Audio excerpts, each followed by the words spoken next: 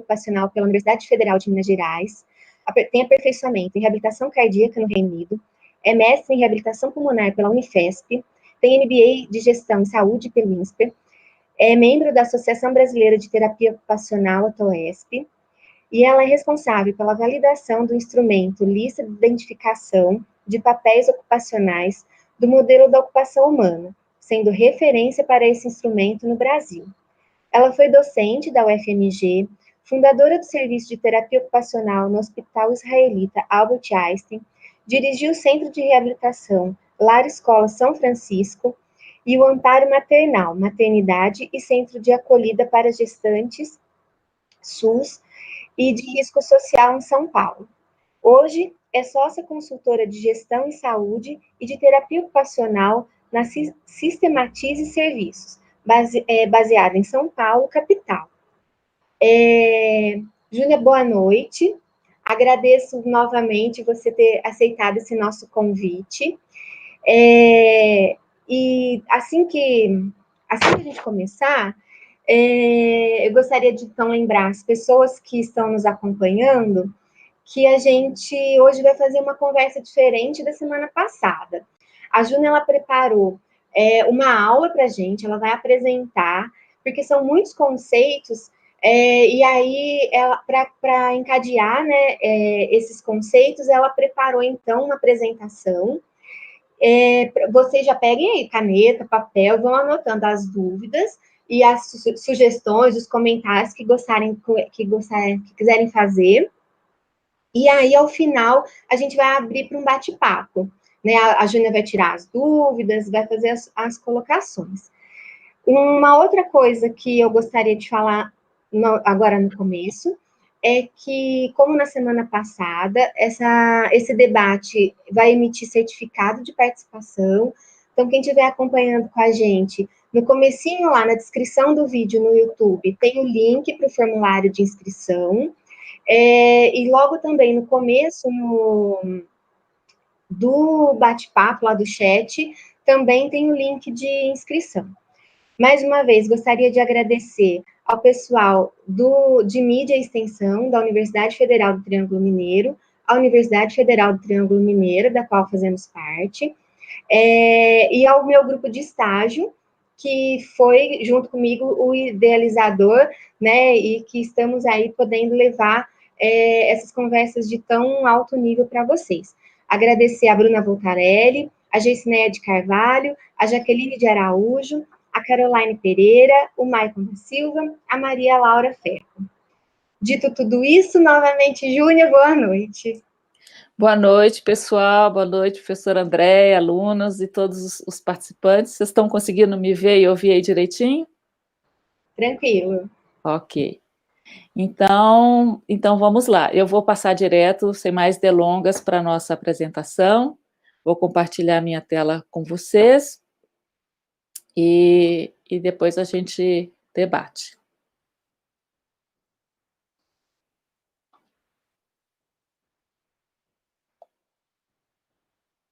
Estão conseguindo enxergar a apresentação? Alô? Ainda não. Então, vamos aguardar um segundinho para ela entrar.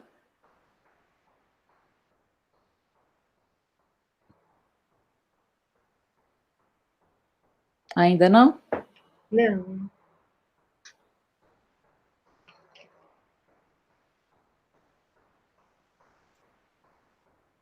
Tá. Faltou clicar no botão aqui. Agora está entrando.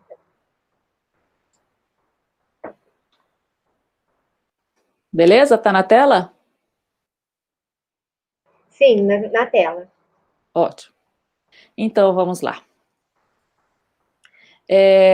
Para os presentes saberem por onde nós vamos caminhar, primeiro eu vou falar das minhas referências, né, de que ponto de vista eu estou falando.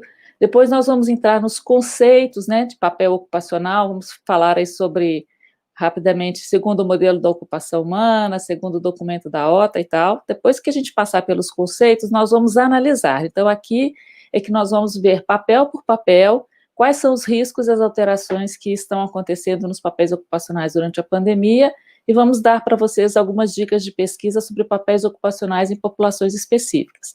Aí a gente vai fazer uma conclusão sobre, já que a gente apontou o problema, né, algumas diretrizes, como que nós podemos auxiliar a população no equilíbrio dos papéis, e aí nós temos as nossas referências bibliográficas, certo? Assim ninguém fica perdido.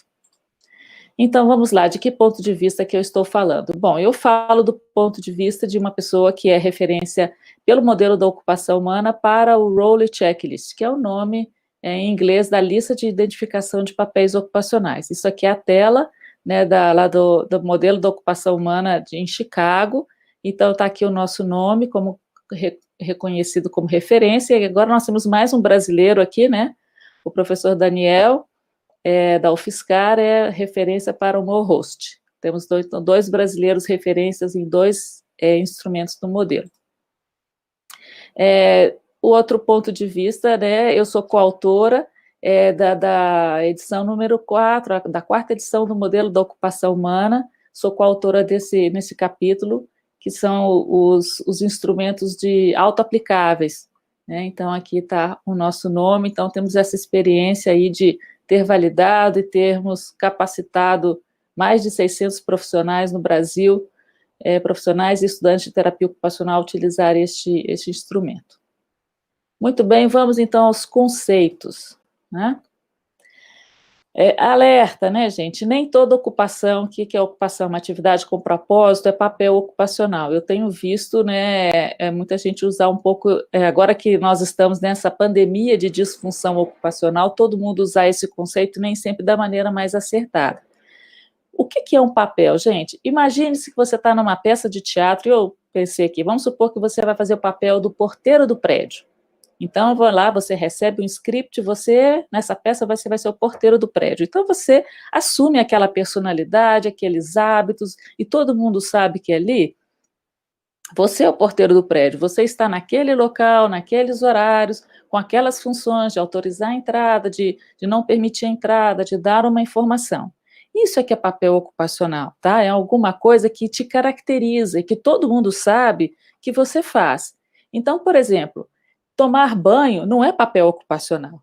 Ninguém é conhecido porque toma banho. Eu brinco, né? Ainda bem que você toma banho, mas quando você vai preencher um cadastro numa loja, vai fazer um crediário, que te perguntam sua ocupação, você não coloca, eu sou uma pessoa que toma banho. Não, você é estudante, você é uma dona de casa, você é um terapeuta ocupacional, você é um advogado, né? Então, autocuidado, gente, não é papel ocupacional, é atividade, é uma ocupação, né, na área de autocuidado, mas não é papel ocupacional, tá? Uma outra coisa, então, para fechar o conceito aqui, os papéis ocupacionais, eles são uma coisa grande, dentro deles tem tarefas, atividades com propósito, portanto, eles são coisas maiores que caracterizam as atividades humanas.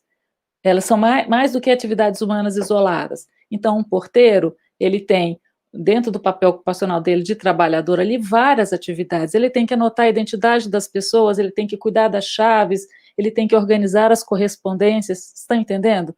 Então, atividade não é papel ocupacional, atividade isolada não é, mas são aquelas que agrupadas caracterizam você. Tá? Então, por exemplo, uma atividade de voluntário exercida pontualmente não é seu papel, você não tem papel ocupacional de voluntário porque uma vez ou outra você faz alguma atividade voluntária, você participou do Natal de pessoas com vulnerabilidade social, ou você ajudou numa igreja X, tá? Mas você não é aquele cara que todo domingo vai fazer aquela coisa, ou que todo mundo conhece, certo? Então, gostaria de fazer esse alerta para começar. Muito bem, então os papéis ocupacionais pelo modelo da ocupação humana, o modelo da ocupação humana tem esses subsistemas, né? Nós somos caracterizados pelo subsistema da volição, que ele lida com a nossa motivação, né?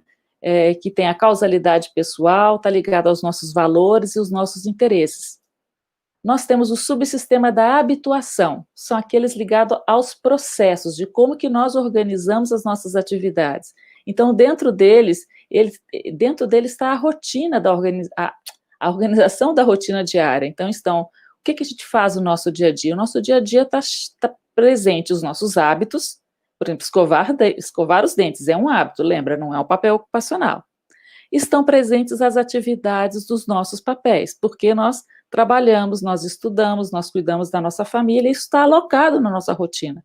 Toda semana eu faço alguma coisa pelo meu trabalho, toda semana eu faço alguma coisa de estudo se eu sou estudante, toda semana eu faço alguma coisa pela minha família se eu me vejo como membro de família, tá?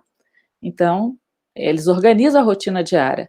E nós temos também o subsistema da capacidade de desempenho, que para a gente performar tudo isso aqui, nós temos que acessar as nossas habilidades físicas, as nossas habilidades mentais, tá? Então, os papéis ocupacionais, o que são diante do modelo da ocupação humana? Eles estão no subsistema da habituação, que organiza a nossa rotina diária. Por isso que eu falei, né? Nós somos trabalhadores todo dia, de 8 às 18, à noite eu dou vazão ao meu papel membro de família, pelo menos era assim, né, antes da pandemia. Então, nós vamos ver quais foram as afecções dos papéis mais para frente um pouquinho. Segundo a teoria que embasou o instrumento Lista de Identificação de Papéis Ocupacionais, a autora Frances Oakley, ela partiu da psicologia social, que identifica 3 tipos de papel na sua teoria clássica. Nós temos o papel pessoal sexual, que é aquele ligado ao gênero.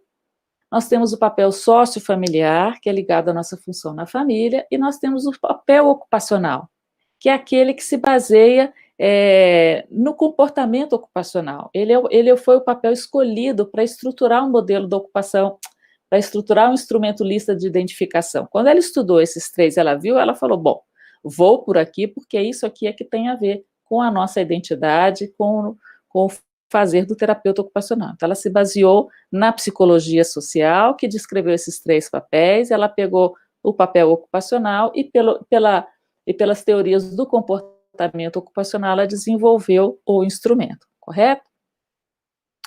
Então, agora, especificamente, o que são papéis ocupacionais, conforme Frances Oakley definiu? São as posições que nós ocupamos nos grupos sociais. Por isso que eu falei para você, se você faz voluntariado uma vez ou outra, você não é conhecido no seu grupo social como voluntário. Então, se você é o porteiro do prédio, todo mundo sabe que você é o porteiro do prédio, tá?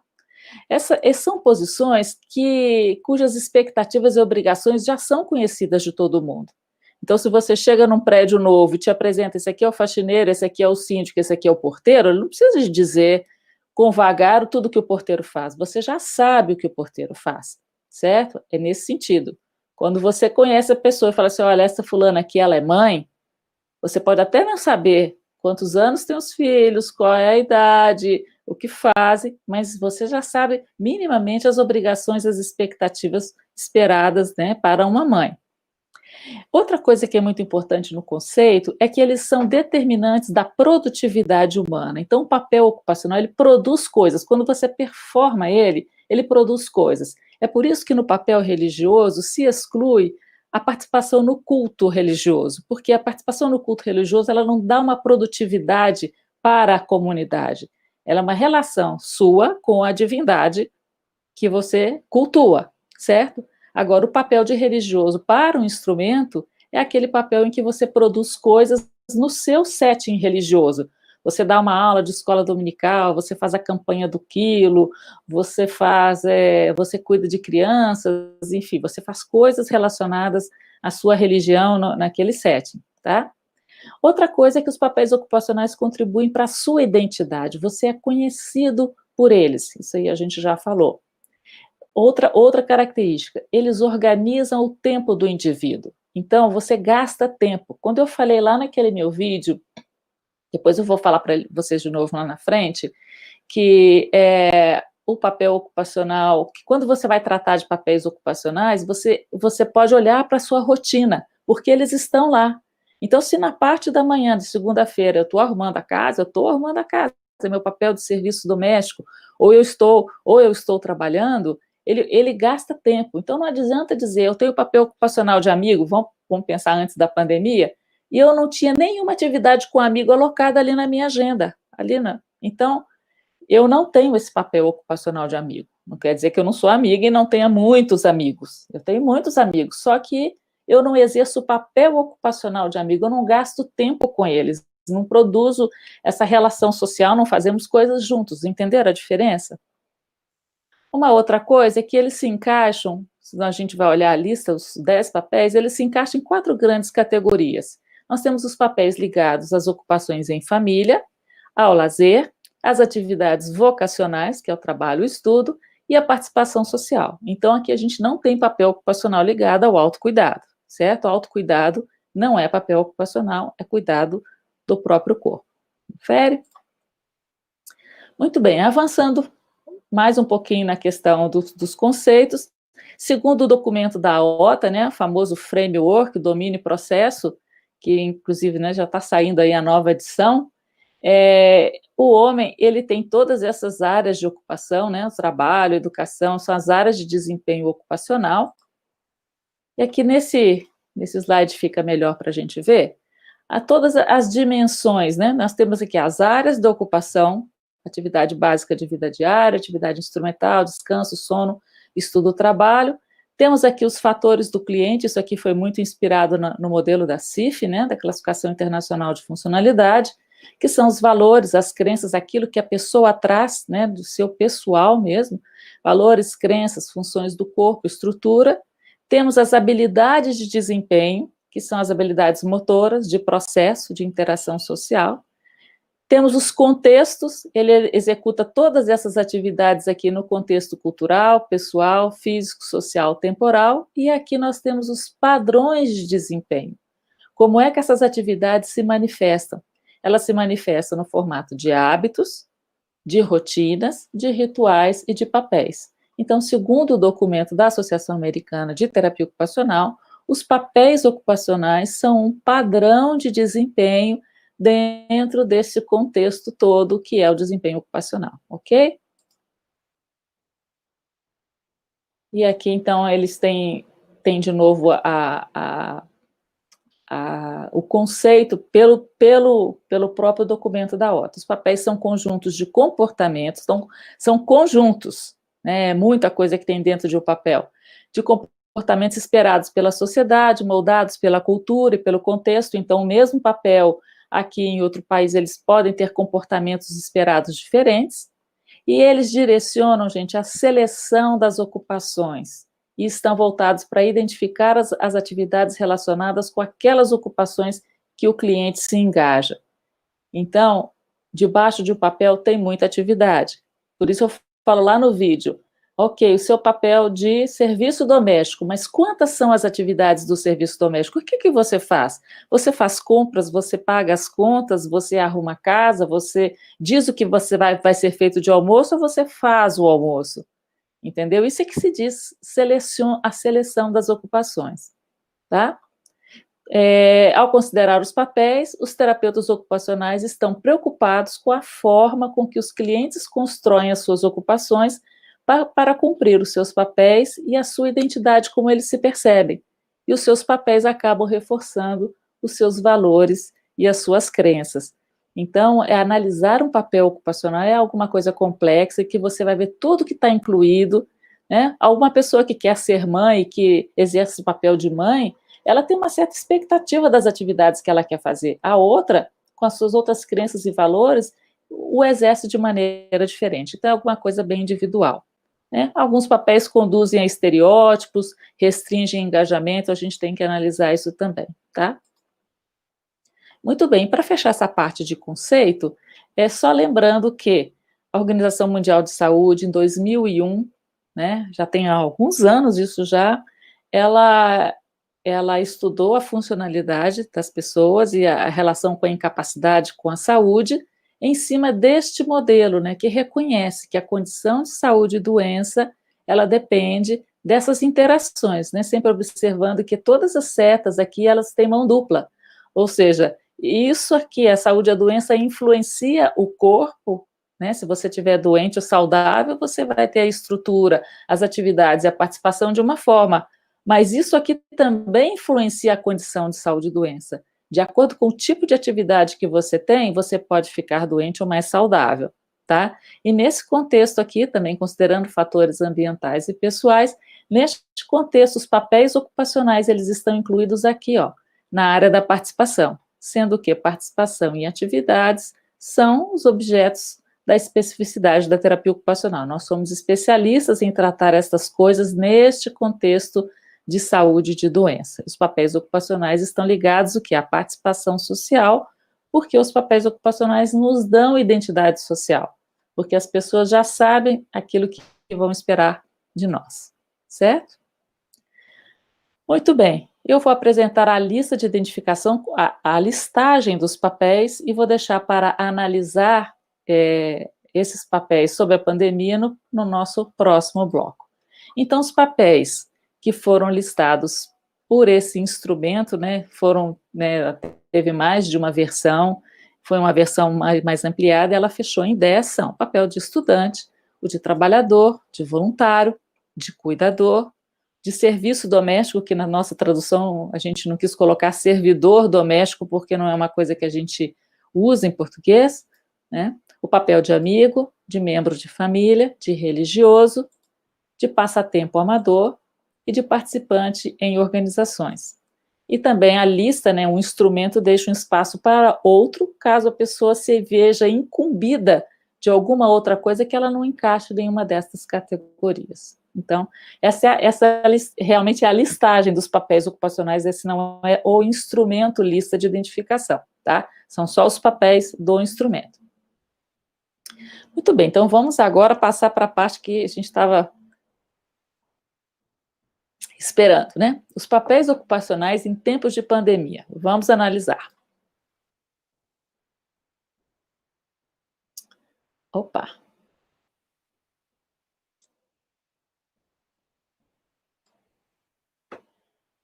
A apresentação ainda está na tela? A apresentação ainda está na tela? Não, a gente está vendo a tela do seu computador, mas agora voltou. Sim. Deixa eu só ver aqui uma coisa. Ok. Então, vamos agora analisar o impacto da pandemia nos papéis ocupacionais.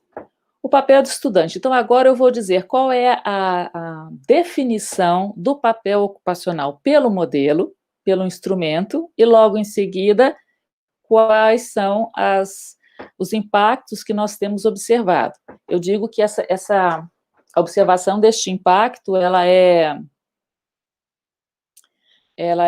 mais realmente pela observação, tá? Não fiz nenhum estudo científico, né? É em função mesmo do que temos visto, ouvido, de tantas fontes que nos têm chegado. Então, muito bem. Estudante, o que é estudante para o instrumento? É frequentar a escola de tempo parcial ou integral. E até hoje a gente ainda tem que acrescentar, né?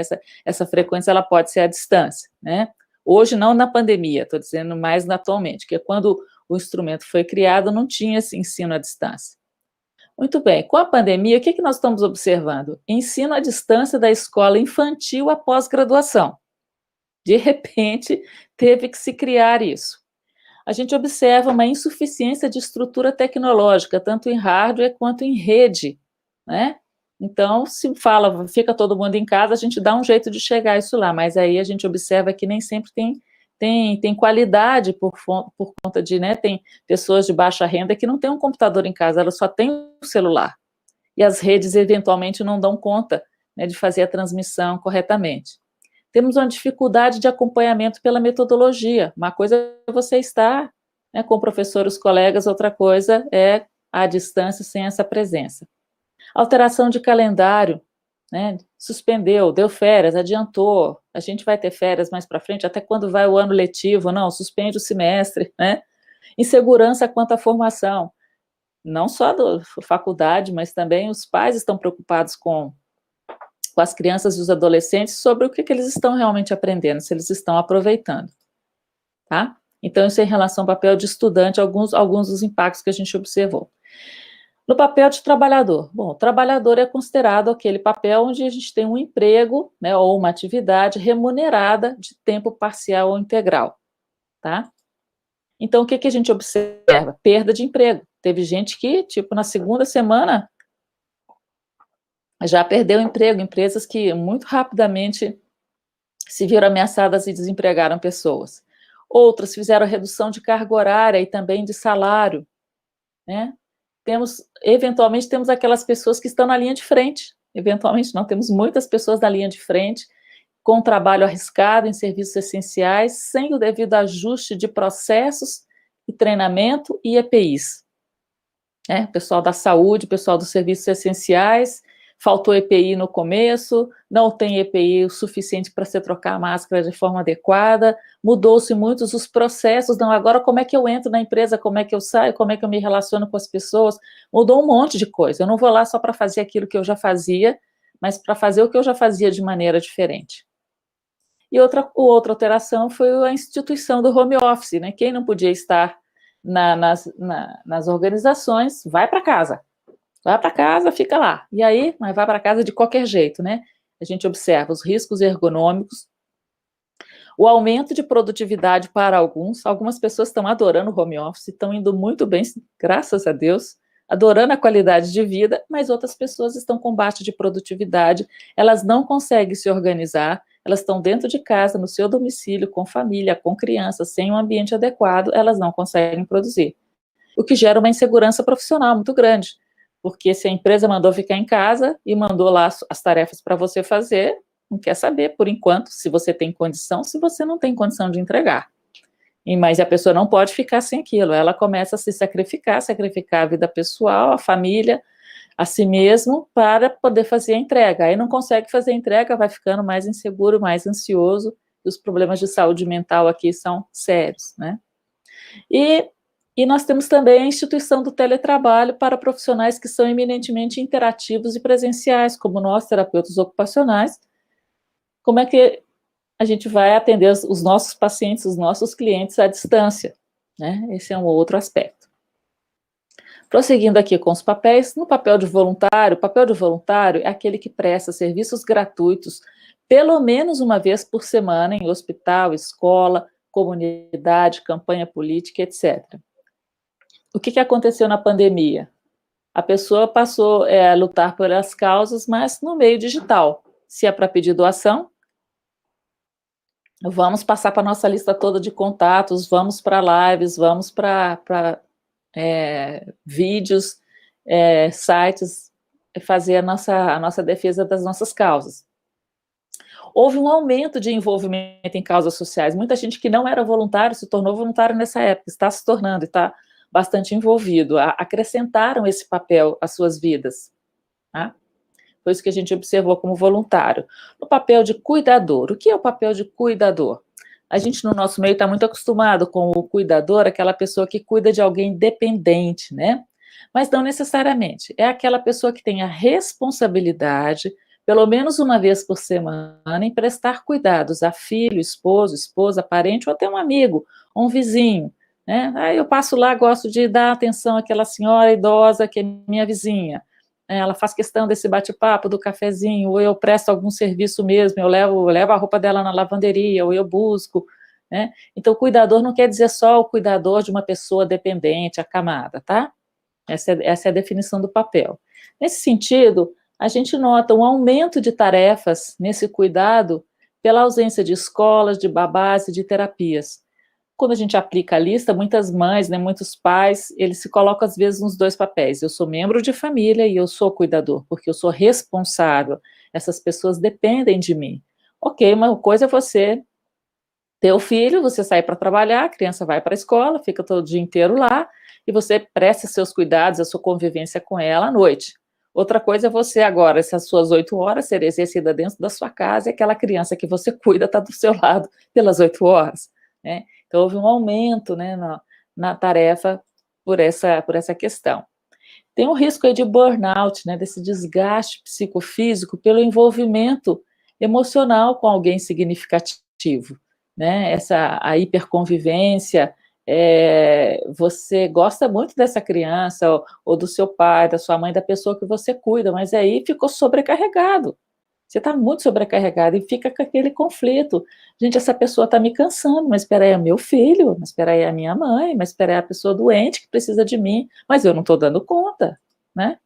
E também tem essa questão do aumento a hiperconvivência está aí nesse terceiro item, o aumento do envolvimento, né, ou alteração na forma do cuidado de quem vive em outros domicílios, né? Você tem essa hiperconvivência com as pessoas e que também, eventualmente, te sufoca e você não consegue se relacionar adequadamente com eles. No papel de serviço doméstico, o que é o serviço doméstico? É você se ver responsável, pelo menos uma vez por semana, pelo cuidado da casa, como por meio de serviços como a limpeza, cozinhar, lavar, a jardinagem, compras aqui, ou etc. É justamente para a gente dar os exemplos que são passíveis de acontecerem na realidade da pessoa. Então, o que acontece na pandemia? Um aumento de tarefas por ausência de antigas ajudantes. Então, a diarista, a empregada doméstica mensalista não pode estar mais presente, então as pessoas passaram, então, o meu serviço doméstico antes, que era deixar um bilhete e dizer o que ia fazer para o jantar, fazer as compras e achar a casa arrumada, agora é eu fazer, programar o almoço, programar o jantar, eu mesmo fazer a compra, fazer toda a limpeza da compra e limpar a casa também. Então, o meu papel, eu já tinha um papel ocupacional de serviço doméstico, só que agora as atividades dentro dele, elas se aumentaram. Ou, muitas vezes, nesse papel, nos vemos na dificuldade ou na impossibilidade de negociar a distribuição de tarefa com outros habitantes do domicílio.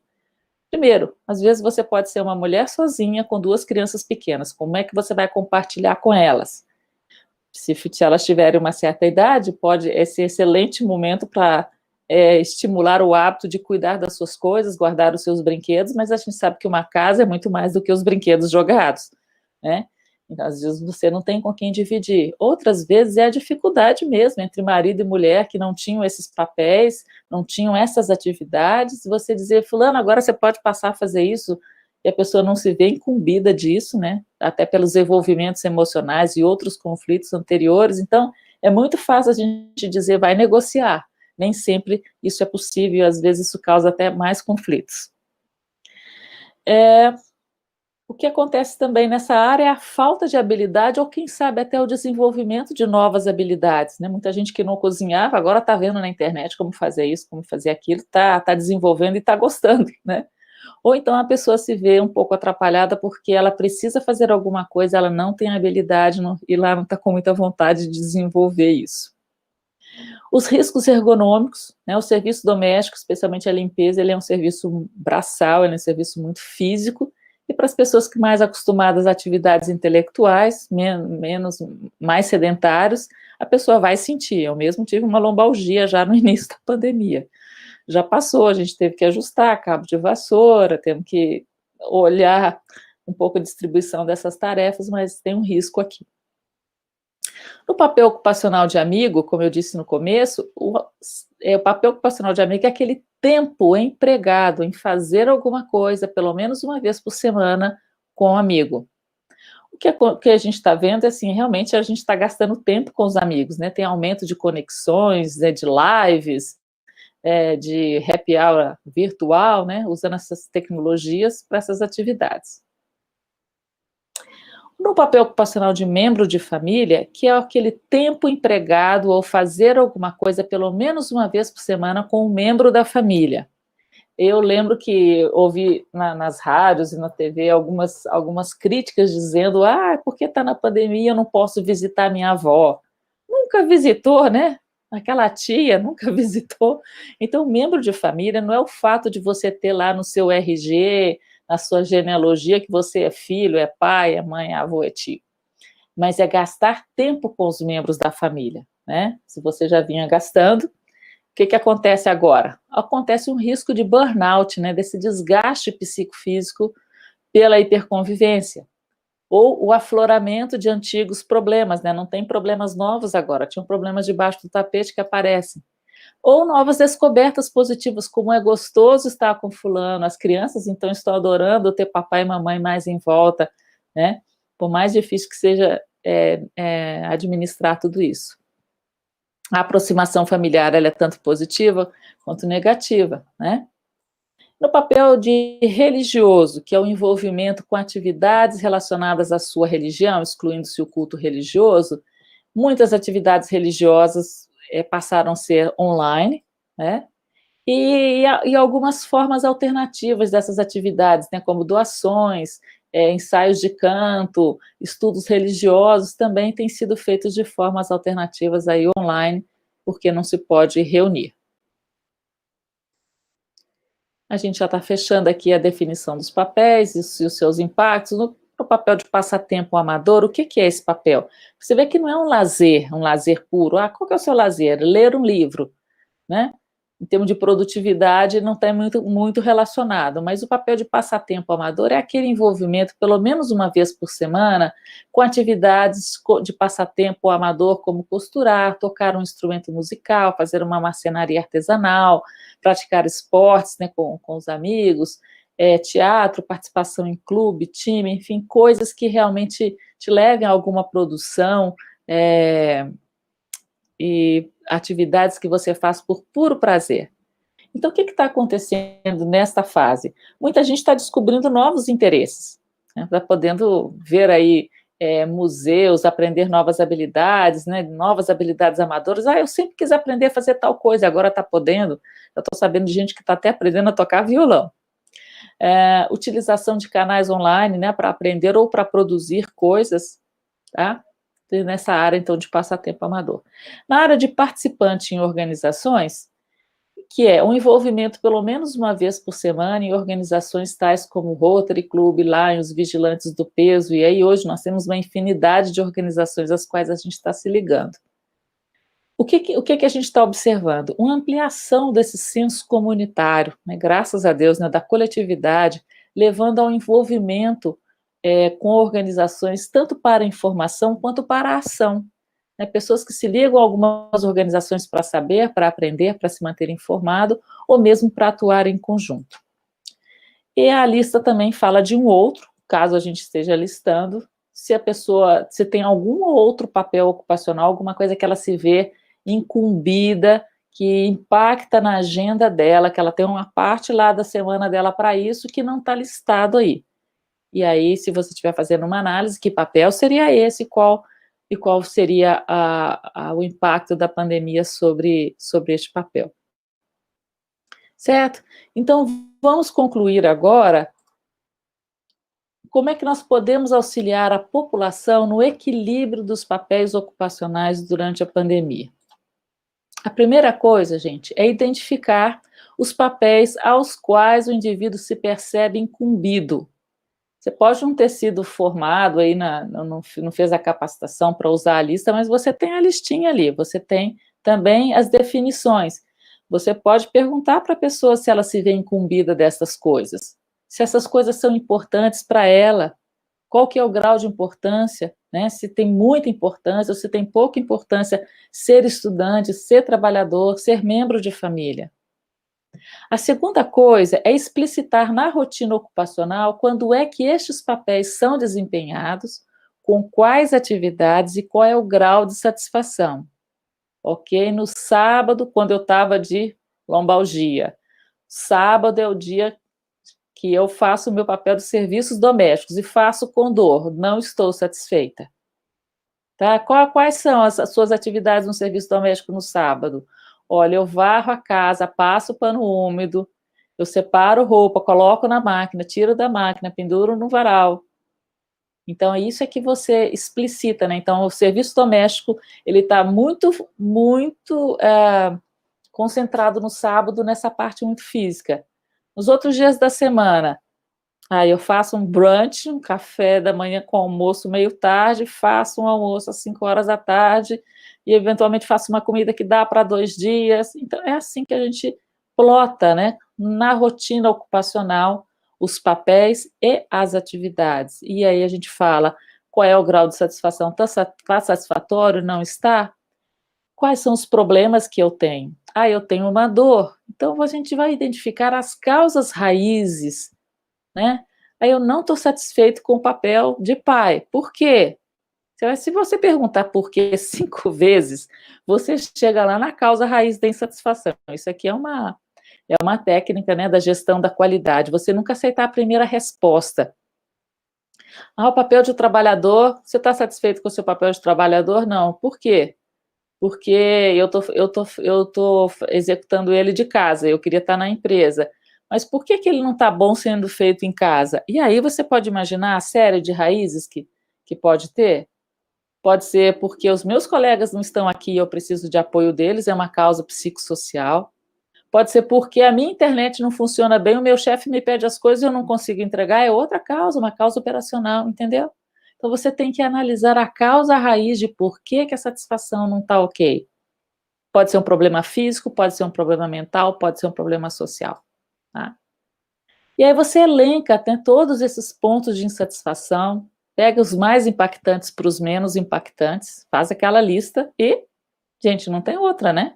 Cria um plano de intervenção para resolver os problemas de desempenho, seja diretamente, seja gerenciando outros recursos. Nós somos terapeutas ocupacionais, nós não sabemos todas as coisas, mas nós sabemos bem gerenciar projetos, isso é um projeto de vida, né? Então, você pode dizer, bom, aqui um fisioterapeuta pode resolver o seu problema. Aqui é interessante você negociar com o seu empregador. Então, é ajudar a pessoa a gerenciar as atividades dentro dos papéis, dentro da rotina, e as insatisfações e as causas das insatisfações. E, por fim, você vai revisitando essa rotina e vai ajustando, né? Porque isso para fazer você tem que desenhar no papel, colocar lá, né? Ou numa planilha Excel, e aí um mês depois você volta, 15 dias, uma semana, né? Porque nós estamos numa fase aguda da coisa, né? Não podemos dar muito tempo para ir fazendo follow-up, o acompanhamento disso e vendo se melhorou a satisfação com os papéis, se melhorou a rotina, se a pessoa está mais equilibrada. Tá? Neste vídeo, né, essa aqui é a nossa empresa, esse aqui é um print do nosso site, se você entrar lá no blog do site, você vai ver esse link aqui desse vídeo, que foi uma produção que a gente fez junto com a Fibra Cirúrgica, uma empresa de Joinville, e aqui a gente tem, isso que eu acabei de dizer no slide anterior, isso está aqui colocado em menos de 5 minutos, também pode ser uma ferramenta para você utilizar com seus clientes e ajudar as pessoas a revisitarem esse conceito, ou ele pode não ser o seu cliente, mas você pode estimulá-lo a olhar para os seus papéis ocupacionais. Tá bom? Eu disse também que ia auxiliar vocês a auxiliar as populações específicas. Aqui o que fica mais fácil é falar para você dar um Google. Se você entrar no Google, isso aqui eu entrei há menos de 3 dias, escrevi lá, lista de identificação de papéis ocupacionais, essa aqui já é a página 2 do Google, né, quando a gente vai lá embaixo, a página 2, você vai vendo aqui, olha, modificações nos papéis ocupacionais dos universitários, correlação de papéis ocupacionais em independência, esse aqui de mulheres, né, então assim, graças a Deus, nós temos uma série de produções brasileiras utilizando a lista que estudou populações diferentes. Então, você pode conferir na produção nacional se tem papéis ocupacionais para suas populações específicas. Eles vão dar esse tom, né? Como é que uma pessoa com anemia falciforme, como que a anemia falciforme impacta o papel ocupacional dela? Agora, você imagina a anemia falciforme mais a pandemia no papel ocupacional. Então, pelo menos a anemia falciforme e o papel ocupacional você já vai saber. E aí, você joga a questão da pandemia, se você assim tiver uma pessoa que você está atendendo e que tem essa necessidade. Tá, gente, isso é o que eu queria trazer para você. Aqui a gente tem a nossa bibliografia, tá? Não é a referência. Aqui tem coisas a mais que a gente recomenda que se estude para que a gente possa aprofundar no assunto. Vou minimizar minha tela aqui.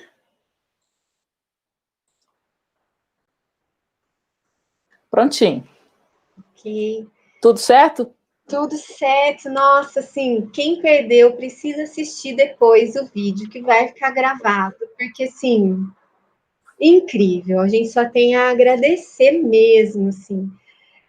Vou fazer o comentário que a Daniela fez lá no YouTube. Quando você estava falando sobre os serviços domésticos, eu acredito, porque para acompanhar as duas coisas aqui eu fico um pouco perdida, mas se não for isso, Dani Mendes, por favor, se coloque.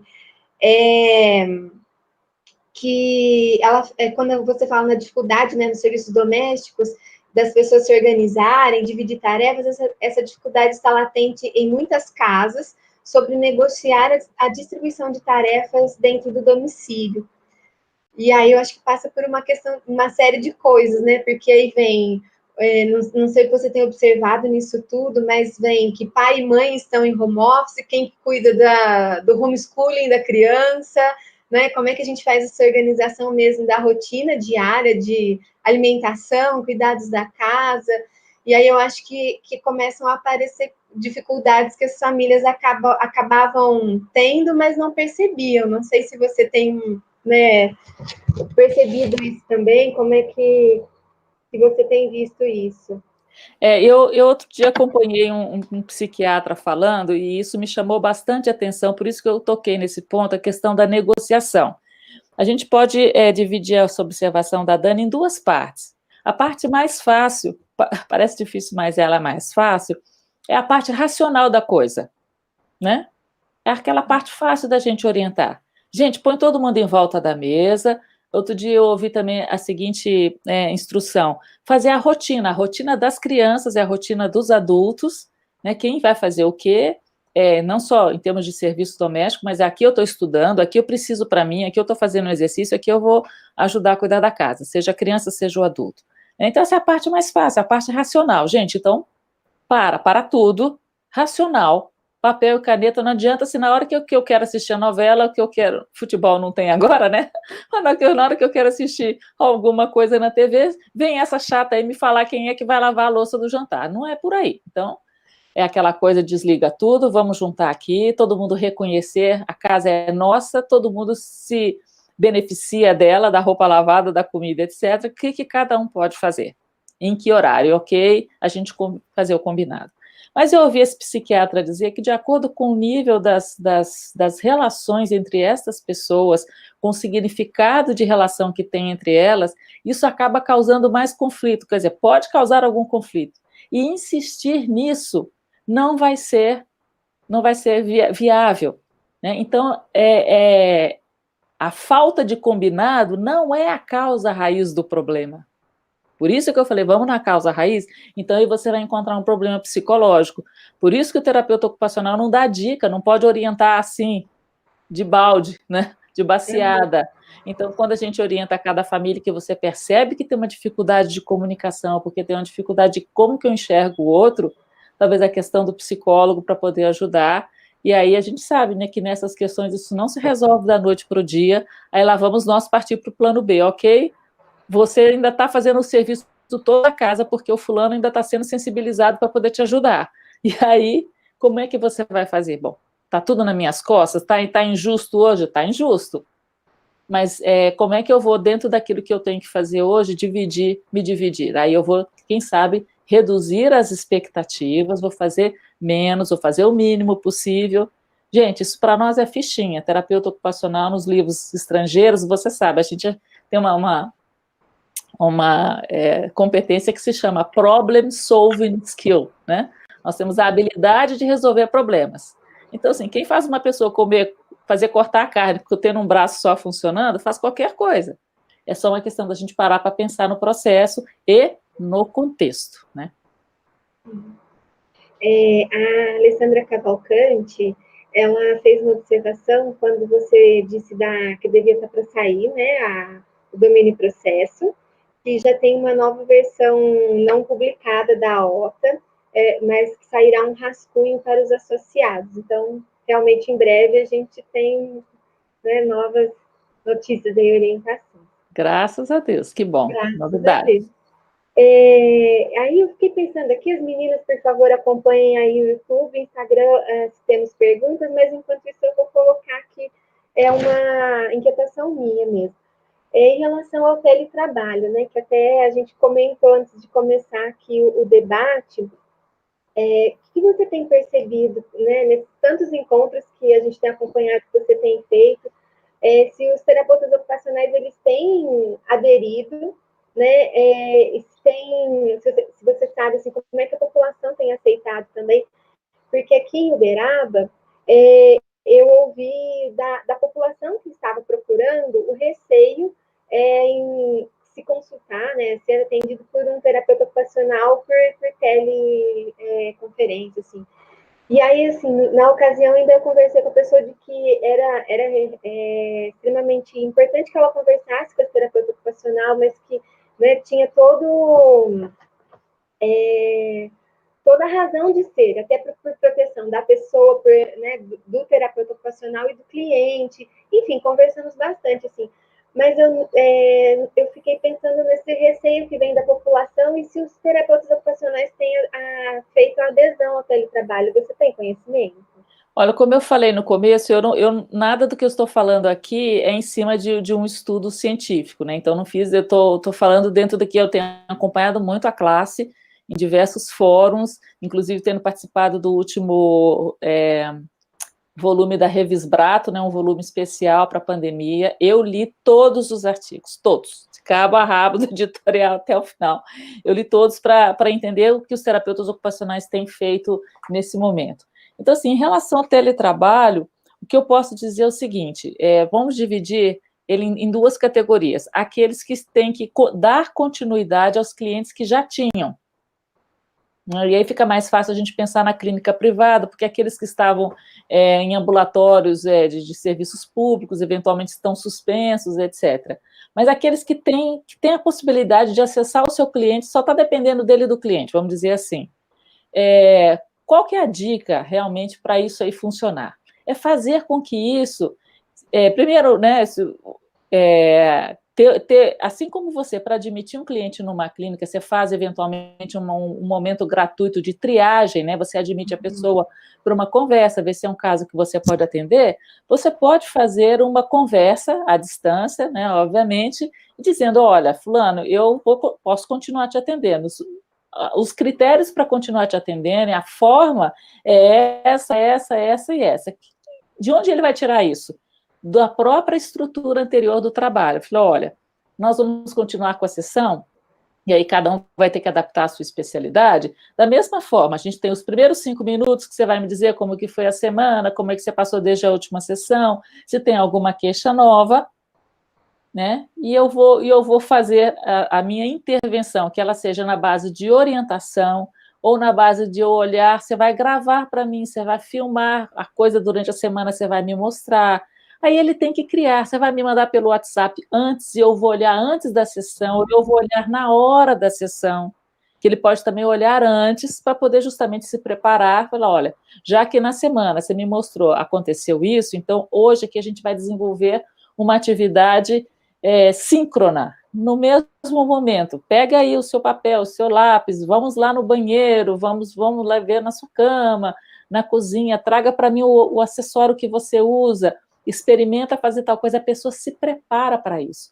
Quando o terapeuta se prepara, cumpre um horário, está bem vestido, né, profissionalmente vestido, cumpre o horário, está com uma tecnologia que permita ele acompanhar bem o cliente, e depois ele faz as suas anotações, tudo como se ele estivesse no consultório, isso vai gerando credibilidade. Então, assim, a estrutura básica é essa, as variações vão ocorrer de acordo com a especialidade. Agora, aquela outra situação, quando a pessoa ela quer captar um novo cliente, já é mais difícil, porque ela não conhece presencialmente, né? Ela pode se dispor aí a fazer uma primeira visita com toda a biossegurança necessária e fazer os acompanhamentos à distância. Mas aí vai passar por uma outra questão, que é a divulgação do seu trabalho. Tem que divulgar para captar esse cliente. Desculpa. Neia.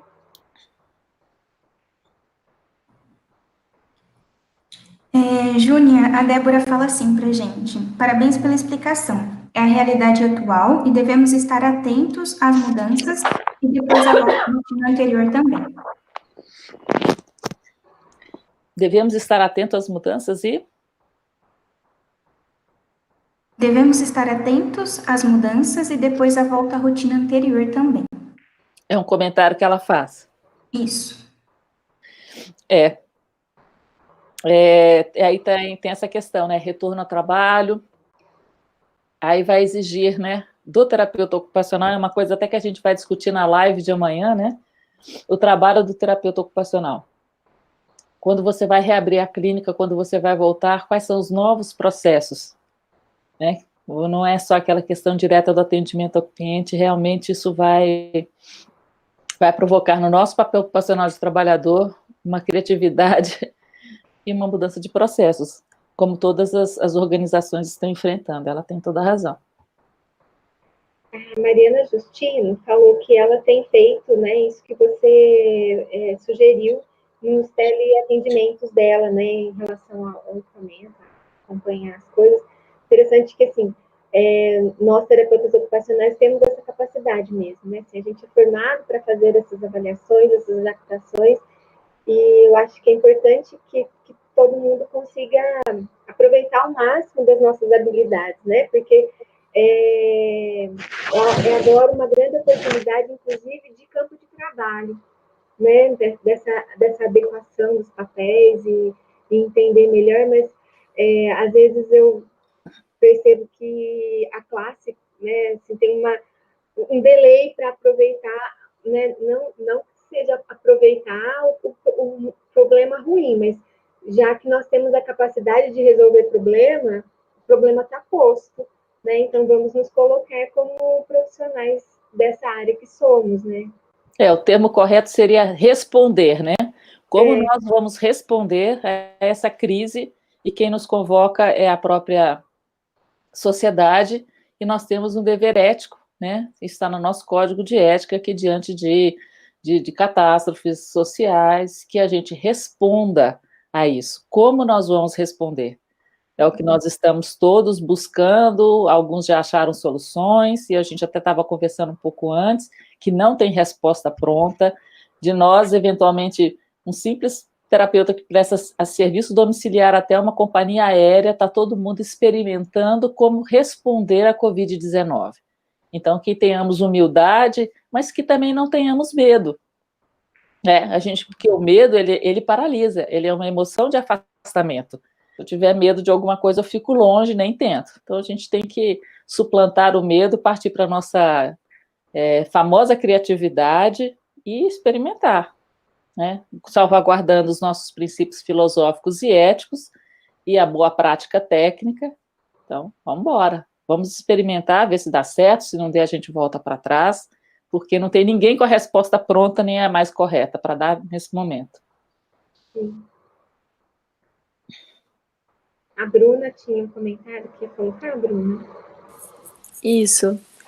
Júnia, o Centro Integrado de Saúde parabenizou os organizadores e agradeceu a senhora por compartilhar um pouquinho do seu conhecimento e deixou um comentário que esse é um momento excelente para ampliarmos essas discussões tão necessárias. Sim, esse centro é de onde, você sabe? Daqui de Uberaba. De Uberaba. Se chama Centro Integrado de Saúde? De Saúde, isso.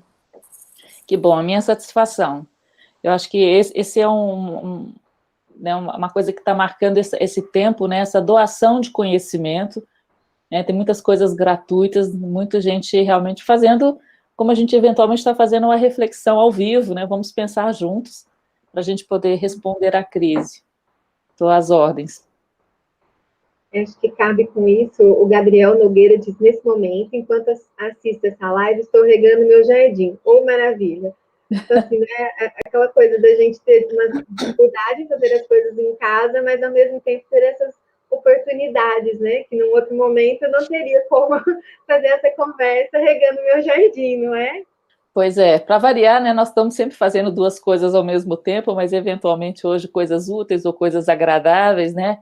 Eu vou contar para vocês um segredo, e é também uma dica. A gente está recebendo muitos materiais pelo nosso WhatsApp. Não tem como, tenho certeza que não tem como a gente parar na hora que você recebeu para ver. Agora, uma outra coisa que acontece é fato. Se você não viu na hora, o que acontece? Você se esquece. Ah, depois eu tenho que ver o vídeo que a fulana mandou. Você esquece. É muita coisa. Você vai anotar? Vou fazer uma listinha. No canalzinho da Andréia tem um vídeo que eu quero ver. Também a gente não anota porque a gente está fazendo outras coisas. Você sabe o que eu faço? Eu vou dar a dica. Você sabe montar grupo do Eu Sozinho no WhatsApp? Você sabe, Andréia? Não, eu não sei. Então, eu vou contar. Você monta um grupo, você e a... Deixa eu ver, andando as meninas. Você e a Bruna. Monta um grupo, você e a Bruna. Adiciona a Bruna. Daí a pouco a Bruna fala oi, você fala tchau, Bruna, vou te excluir. Aí vai ficar no grupo, tá escrito assim, quem participa do grupo? Tá escrito você. Você tá ali sozinha. É um grupo do Eu Sozinho, tá? Então, se eu recebo de você um vídeo, que eu não posso ver o vídeo da Andréia, eu pego ele e dou encaminhar para o grupo do Eu Sozinha, põe uma setinha e escrevo assim, Andréia Ruse. E aí, na hora do meu serviço doméstico no sábado, eu vou com o meu celular para casa fora, vou ver o vídeo da Andréia Ruse, estou eu lá na vassoura. Tá? Aí, acabei de ver o vídeo da Andréia. Aí eu paro, vou lá na Andréia, faço, Andréia, acabei de ver, assim, olha, adorei, muito obrigada. Vou lá no grupo do Eu Sozinho e apago, para não ficar duplicado, e o seu eu apago ou eu guardo em algum outro lugar, porque eu tenho outros grupos do Eu Sozinho para mensagens que eu não quero mais apagar. E coloco lá uma coisa assim, olha, isso aqui é sobre rotina ocupacional, porque aí eu vou lá dar um search. Fica a dica de como que a gente aproveitar tanta informação sem perder e sem deixar de ser também descortês com as pessoas que mandam para nós coisas tão interessantes. Agora, gente, se a gente vai parar o tempo inteiro, você não sai do WhatsApp, né? Certo? Aproveitando, então, a Marina Cavalari... Nossa, essa eu adorei, eu não sabia como fazer grupo sozinha. A Marina Cavalari, ela tem dicas. Quais dicas você dá para terapeutas ocupacionais que queiram fazer estudos sobre o impacto da pandemia no cotidiano? Impacto da pandemia no cotidiano. Olha... tem mais uma aqui embaixo, é dela mesma. Tem um projeto em análise na plataforma Brasil sobre o impacto da Covid no cotidiano dos cuidadores de crianças e adolescentes do ambulatório no qual sou residente. Aí ela está pedindo mais dicas. Bom, você pode, nesse caso, tanto criar perguntas e formas de... bom, está me pegando de surpresa aqui, eu tenho que pensar na hora, né? Até estruturar o pensamento. Quando a gente vai estudar uma situação dessa, a primeira coisa é levantar como ela é hipoteticamente. Atividade de cuidadores de criança. Então, está implicando em quê? Como você vai alimentar a criança, como você cuida da higiene da criança, como você acompanha ela na escola, ou brincar com a criança, outras atividades com a criança. Então, obviamente, você vai fazer perguntas que vai checar tudo isso, porque na teoria você sabe que essas coisas acontecem ou deveriam acontecer. Então, perguntar se elas acontecem, se sim, se não, como que elas eram antes da pandemia e depois da pandemia. Se eu for pensar num roteiro básico, seria isso, né? Uma outra forma é de você usar algum instrumento padronizado que pegue, né, uma ou mais dessas atividades. E aí, como os instrumentos padronizados eles são muito focados, né, eles vão acabar pegando aquele aspecto que eles têm um foco. De repente, você pode, num projeto desse, agregar. Isso aqui vai ser pergunta que eu vou criar, né, uma entrevista estruturada e vou fazer, isso aqui eu vou aplicar esse instrumento. Como, por exemplo, aí na questão dos papéis ocupacionais. A gente mesmo estou num projeto como esse, em que a gente vai aplicar os papéis ocupacionais, mas também vamos fazer algumas perguntas extras. Júlia, a Fernanda Pimentel pergunta: uma das nossas ferramentas na clínica é a intervenção em grupo. Como fica isso nesse momento e pós-pandemia? Olha, eu acho que é o mesmo...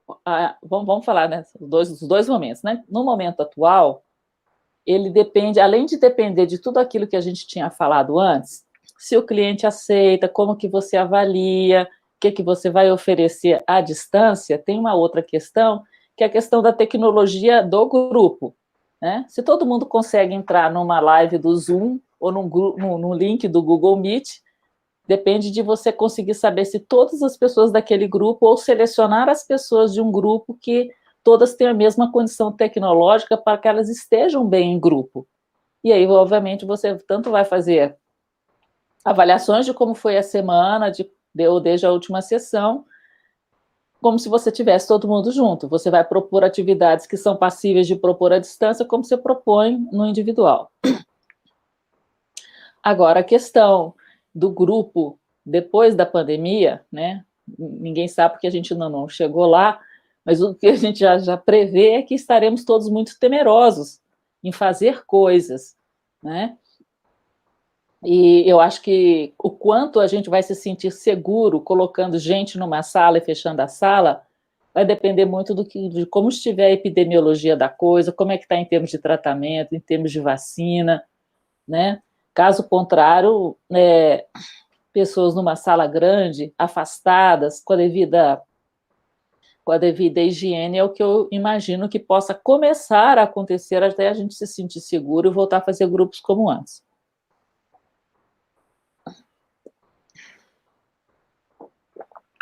Acho que é isso. Júnia, o Nauan Mesquita trouxe que um centro-dia de atendimento a idosos com demência no Distrito Federal tem desenvolvido atendimento grupal com esses idosos de forma fantástica. E ele recomendou o @longeviver, o Instagram que acho que demonstra isso. Aí a Alessandra Cavalcante completou que ela já conheceu esse lugar em Brasília, né, quando ela esteve lá, e ela reforça essa recomendação, @longeviver. O Longe de Viver, eu já estive lá pessoalmente, né, até a convite do Naum. Realmente lá eles têm uma estrutura física privilegiada, porque as salas são muito amplas, é muito ventilado, né? E eu não tenho visitado o Instagram deles, mas com certeza a gente olhar lá, a gente vai ter as dicas do que eles estão fazendo. Imagino que à distância e quando tiverem que atender pessoalmente também, porque eles têm um espaço físico muito bom. E eu acho que essa questão da tecnologia, né, ela tem nos ajudado muito. Hoje eu não sei se a Ludmila está nos acompanhando, mas ela é supervisora dos serviços terapêuticos, de residência terapêutica lá de Belo Horizonte, e ela disse que eles têm feito os atendimentos dos moradores das residências por videochamada, né? Então, assim, tem as pessoas que acompanham a casa, a carga horária está diminuída, tal, reduzida, mas que o morador vai ao médico, vai, né, fazer as coisas que ele tem que fazer com os profissionais, mas via videochamada, assim. Então, eu fico pensando, né, que essa é uma população que muitas vezes ela tem uma série de perdas, né, inclusive cognitivas. Então, assim, e eles conseguiram organizar o serviço de modo que o terapeuta ocupacional chega via videochamada para um morador crônico de residência terapêutica. Então, assim, nós conseguimos levar os atendimentos realmente, né, aonde for necessário. E aí, como bem lembrou a Edinara aqui no chat, que como você falou mesmo, o teleatendimento ele não é para todo mundo, por isso a necessidade dessa avaliação bem feita no início, né? E as pessoas aqui que estão nos acompanhando, Júlia, adoram lavar louça, pelo jeito, porque tem vários que fizeram comentários que, enquanto assistem o debate, estão lavando louça. Então, assim, outra possibilidade é manter realmente o grupo do Eu Sozinho, ou quando a gente for acompanhar ao vivo que der tempo, lavar louça. Gostaram do grupo Eu Sozinho, né? Adorei, gente. Eu vou terminar aqui e já vou fazer. Eu não estou identificando mais alguma pergunta, pessoal. Muita gente agradecendo, falando que você é perfeita, Júnia. Que fez ótimas colocações.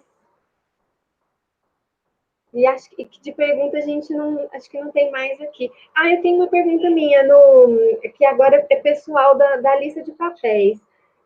Onde que entra atividade física ou não entra atividade física? Mas se eu dedico, né, o tempo específico da semana, eu fico pensando que agora na pandemia ela também está prejudicada. As academias estão fechadas. Eu que, né, gostava de correr na rua com máscara, ficou prejudicado. E onde que entra na lista quando eu vou avaliar o meu cliente? O papel de passatempo amador, ele fica mais ou menos ali, se bem que quando a gente vai olhar em termos simbólicos, né? Eu não faço isso para passar tempo, eu faço isso como autocuidado, né? Vai muito É por isso que a lista ela é como auto-percebida.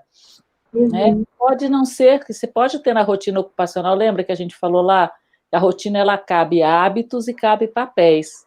Então, o papel ocupacional é mais ligado à produtividade, mas tem o hábito, quando você... E é muito importante, a gente não pode falar de papel sem a gente falar de rotina, fica assim, super ligado, né? Então, quando você vai colocar na rotina, você vai achar algumas outras atividades que são hábitos, você vai achar também, segundo o documento da OTA, rituais. Ah, olha, eu para tomar o meu café da manhã, eu tenho que fazer desta forma, né? É um ritual, é um jeito que eu faço as coisas, assim, então, entre os atos rituais e entre os papéis, né? Deixa eu só colocar mais uma coisa, eu posso ficar atenta nos próximos dias aos comentários, porque é YouTube aceita comentário, né? Se as pessoas quiserem comentar lá, acho legal comentar lá, porque fica exposto, né? Embora as pessoas tenham meu WhatsApp, elas possam me perguntar, elas comentem lá, e elas podem talvez me mandar um recadinho no WhatsApp, te mandei uma pergunta lá no YouTube do UFTM, vai lá e pode deixar que eu respondo. Se eu não responder na hora, eu vou lá no grupo do Eu Sozinho e coloco lá, gente, responder a perguntinha. Pode deixar, porque eu faço de tudo para a gente atender tudo que as pessoas pedem. Infelizmente, às vezes não é exatamente naquela hora, mas a gente está acompanhando. Gente, foi um prazer estar com vocês.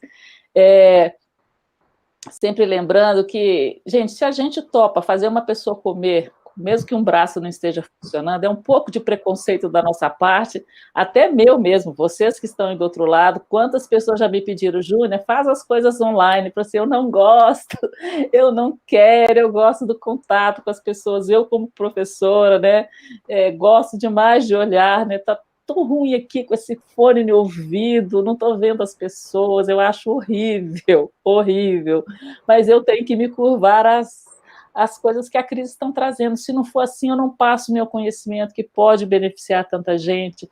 Então, gente, menos preconceito, mais flexibilidade, vamos fazer o que dá, porque nós temos capacidade, nós temos habilidade, agora a gente tem que fazer o que é possível agora, tá certo? Um beijo grande para todo mundo, viu? Muito obrigada aí pelo pessoal todo do suporte, vocês me convidarem e promover isso aí. Estarei com vocês nas próximas segundas-feiras, acompanhando, a não ser que surja algum compromisso que me impeça, ok? Ok, Gina, nós que agradecemos. Eu gostei dessa sua sugestão de colocar a pergunta aí na página do YouTube, porque a sua resposta também vai para todos, né? Se for pelo seu WhatsApp só, a gente fica sem saber o que né? A dúvida de um podia ser a dúvida do outro, e eu adorei a sugestão. Eu podia só fazer um convite, que especificamente o papel ocupacional de trabalhador, só lembrando, né? Amanhã, 7h30, no Instagram da Scarlett, a gente vai estar debatendo isso mais, ok? A gente espera vocês lá também. Ótimo. Agradecemos mais uma vez. Assim, foi muito enriquecedor. E, assim, realmente só temos a agradecer mesmo. Agradecer todas as meninas que nos acompanharam, todo mundo que acompanhou a gente no YouTube. Lembrar que, então, semana que vem nós estaremos com a Leidiane Mota, falando sobre a organização do tempo, em tempo de pandemia. Agora, eu não sei se eu fiz alguma besteira com o nome, mas organização do cotidiano em tempo de pandemia, perdão. Às 18 horas nesse canal do YouTube. Júnia, muito obrigada mesmo pela disponibilidade, pelos conceitos, pelo conhecimento que você se dispôs a compartilhar aqui com a gente. E espero ter outras oportunidades, talvez presencial, que isso passe logo. Eu estou torcendo. Gente, boa noite, então. Muito obrigada a todos. Tchau. Tchau.